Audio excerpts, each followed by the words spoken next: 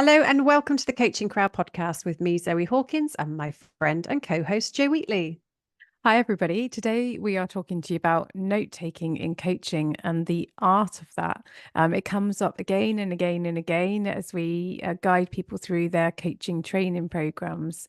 So, yeah, listen in. For those of you that have real fears about this and really want to develop it, we're going to take a deep dive. So I think a starting point is just to be clear that not all coaches take notes. And actually I do a bit of both. Sometimes I'll take notes, depends on the package that a client buys, and sometimes I won't. But in coaching training on our course, we encourage clients to take notes for a couple of reasons. One is because it is really useful in developing your reflective practice skills. So you'll have the coaching session and then you'll type up the notes. And in typing up the notes, what you're doing is re-experiencing the coaching session. And that enables you to see the different opportunities that presented themselves, the different themes and patterns that are emerging. And it also just helps to look at coaching through the lens of, so what have I learned?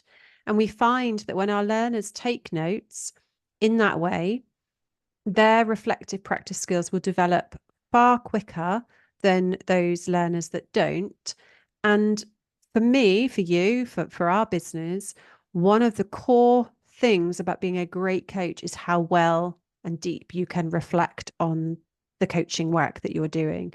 So that's how note taking has found itself onto the podcast, is because it is ingrained within the course that we offer. Yeah, and of course, with the development of AI, there's lots of ways, other ways that notes can be taken of sessions. I think that there is a distinctive benefit to taking your own notes, with your own notepad or pen or pad and, Apple Pen, whatever it is that you use. For me, when I take notes, it helps me to reflect in the moment on what my client is saying. There's something about writing those words out or what they've said. It also invites me to almost take a pause. It creates a bit of space in the coaching session. So if the client and I have contracted that I'm going to take notes, then I might even say to them at times, I'm just going to make a note of that if there's something really significant. Or sometimes I'll be writing notes of the session because it helps me to understand, where did we start? What did we say that we were going to work on? And sometimes looking back at that, because we all know when we're in a coaching session, sometimes it can feel a little bit like jelly because the client may be going here, there, and everywhere in their thinking, and you're trying to work out how are we doing in accordance with the goal. So I might even circle that on my page to, it's a little anchor and reference point for me to do that. So I think there is a role for AI tools in helping that. Now, not all clients will want verbatim notes of their coaching session. For some people, they would find that overwhelming or a bit too intense. Some people might like to have notes of what were the summary, the main points covered, or even just simply the actions that are taken. Some clients like to receive notes because it has your voice in it. And of course, if an AI tool has recorded it, they're literally recording what was said by who at what point, and it may not have that flavor to it. And you and I, Zoe, know from using AI tools that the content needs to be checked because it will interpret, because of our accents, different words in different ways, or spell different words. Like roll, for example, we've had to come up as ROLL rather than ROLE. And of course, there is, some clients will want to take and be taking notes themselves. I think that's probably where a point of differentiation comes in between there's note taking and then there's providing notes. Mm. And you may do one without the other. So with the clients that I work with where I don't provide notes, I still take notes for my own benefit. I could use an AI tool, but actually, like you, I commit something to memory by writing it down. I tend to type up those notes after, very, very briefly summarize. And that's part of my closing down of a session and also my preparation. So when I prepare for my future coaching sessions, one of the things that I'm going to be doing is looking at all of the notes that I've had from previous client sessions. I would find it very hard to coach without note taking. And then there's like So, to what extent are you taking notes? Because you've talked there around some clients would find verbatim notes overwhelming. And some coaches might be listening to this thinking, I wouldn't even know how to begin to take verbatim notes. And my journey with note taking has changed. You know, when I first started out as a coach, and this is probably many years ago as well, where my memory was different. Like I could recall pretty much verbatim an entire coaching session. And this is also before we had AI transcripts and stuff. And of course, it wouldn't have been accurate. It would have been my recollection of that coaching session in a verbatim way. Today, I don't do that because I don't feel the need for that level of detail. I tend to capture summary notes of the key things my client has said, or the key things my client is saying they are taking away from the session that's been the most valuable moments of the session, or I might jot down themes or patterns. And in some clients' notes, I jot down how I have experienced the session. And this is when I'm taking notes for myself, not the ones to provide for the client. I might sign off with, I felt in this session X, Y, and Z. I want to take that to supervision. You know, so the notes are also for me to be the best coach that I can be for that client. So I think, you know, when we think about note taking, it can sound like a really boring topic, but note taking can be so, so valuable in your practice as a coach and form a really integral part of how you coach and the style that you bring to your coaching. Yeah, and part of the art of note taking. So if you've contracted for that with your client or your client has requested it, then the art is around how do you ensure that the client knows that you're listening to them and you're in the moment with them and you're also capturing things, and they know that you aren't distracted by the note taking. So I think there are ways that as I was talking about earlier, that you can use note taking as a tool in creating those pauses and moments for deeper reflection within the coaching session. And there's simple things to take into account, like in terms of how to do that. It's like the positioning of the screen, you know, if you're doing it virtually, where those things are, where your writing tools are versus where, you know, your mouse and your other things are, even your seating position and how that impacts how you're able to do it. Like I used to do a lot of coaching from my sofa, and the arm of the sofa, I could write. Clients didn't even know I was writing. So when they get the notes, they're like, when did you do that? How did you manage? So often they say, how did you manage to capture all of that? And it's just because I was very comfortable and able to almost write like this. And, you know, that's, I suppose, is years of practice. But think about those things. And if you are in person in a coaching session, it's you're sort of working out together with your client. What are you capturing for the notes? The notes being that shared record of what you've been doing together. I had a client once when I was working in person who asked for a copy of my handwritten notes. Mm. And we talked about how I'll write them up and I'll send them to him. And he was like, no, I'd really love a copy of your handwritten notes. And you know, I reflect on that. And I think I probably hadn't done a great job of contracting around what I was writing, why I was writing, what the process would be. Because I think this client was nervous of what I was writing. Like, was I writing judgment around what they were saying? Of course, if they thought that, they probably were editing what they may have been sharing in a session. So I think note taking does need careful contracting is probably the wrong term, but um, thorough contracting around note taking so that your client is confident around why you're doing it and that it's for their benefit. It's not purely for you as the coach, but where there's a benefit to you as the coach, it's to be in service of your client. It's not to be nosy. And of course, from a practical perspective, you've got the data protection and data retention that you need to be aware of. So if you are going to take notes and you're going to keep notes, you're going to need to have your data protection policies available for your clients, but also for your practices in your business as well. Mm.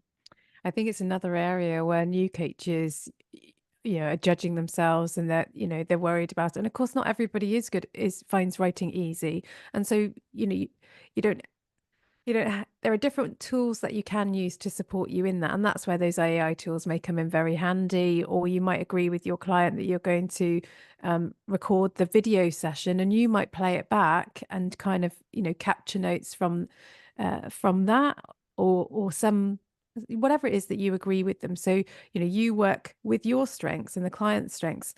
Another way to do it is to ask the client as you're going through the session, you might be summarizing what you both just discussed. Say, what would be useful for me to capture in the notes around what we've just, what you've just been sharing with me, or that seems significant. What would you like me to capture in the notes around that? And that's really nice because that what you're giving them is what they have agreed and said, yes, can you capture that in those notes, please? Mm.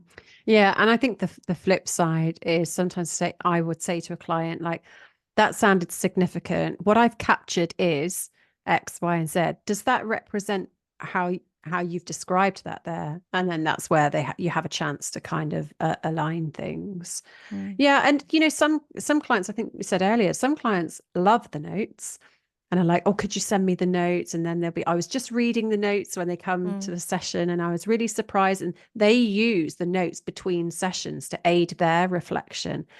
And other clients were like, oh no, don't worry about the notes. Like, no, I'm not interested. So I think there's that piece there around establishing what's the value to the client.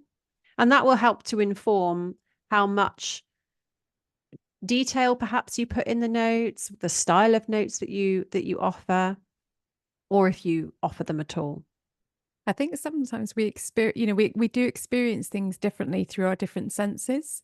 And so if your client is in the session and they're experiencing you've got the audio of your voice and their own voice and how they hear that, and if they can see you, but actually when they read and see the words in writing and how it's laid out, that can have a different impact. So it's a bit like the client might have been discussing the topic that they bring to coaching for years and years with different friends and colleagues. And the conversation they have with the coach may not appear to be completely and utterly different, but somehow a different space is created, different questions are asked, and they just experience it, something shifts within them.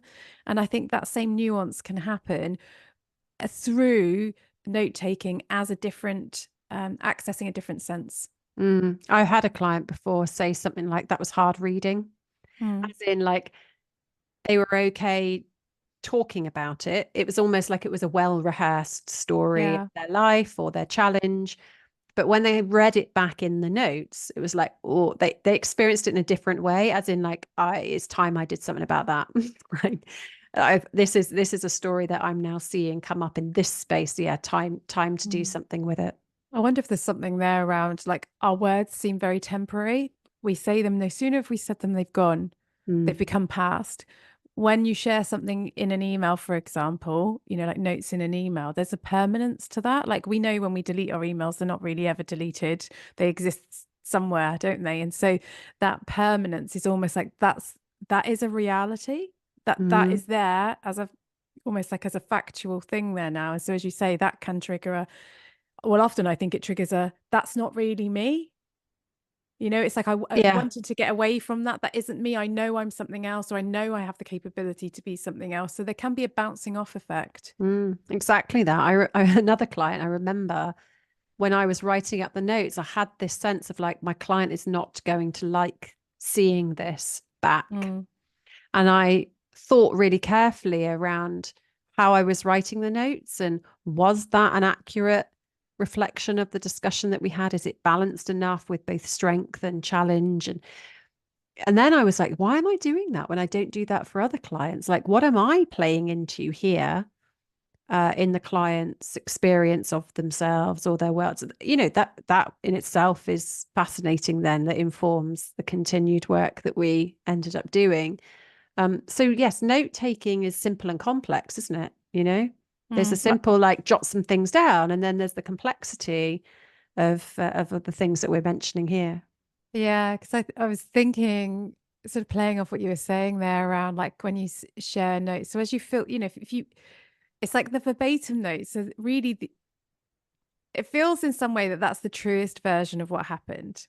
And when you filter it down to like the standout things, it can feel, as you were saying, quite acute sometimes and so impactful. So if we're filtering out the other things, like how fair is that for the client, and what does the client know about the experience of that? So it is recognizing that what is shared, if it's anything other than actually what happened, you know, the wholeness of what happened, it is going to be different in some way. Well, there's inherent judgment in there, isn't there? And you talk about coaching being non-judgmental, but actually when you summarize notes and distill them down, you as the coach are making decisions around what is in there and what is out. And I think that's the piece we were talking about before around aligning with your client. What are you taking away from this session? What has been significant for you here today? You know, what are the standout learning points for you? And so it's your client's words that you're capturing, and it's their experience of their coaching session that you're capturing. So I don't think there's a right or wrong. I think it's about conscious awareness, bringing that to the art form of note taking. And if you do take notes and then you spend time writing them up, it's important to build that into the costings for your coaching, because that is, you know, real time that you're dedicating to the coaching process for that client. And, you know, if you're doing that for all clients, you know, or a number of clients, that soon kind of eats into the time that you have. So it's thinking about the experience that you want to create for clients.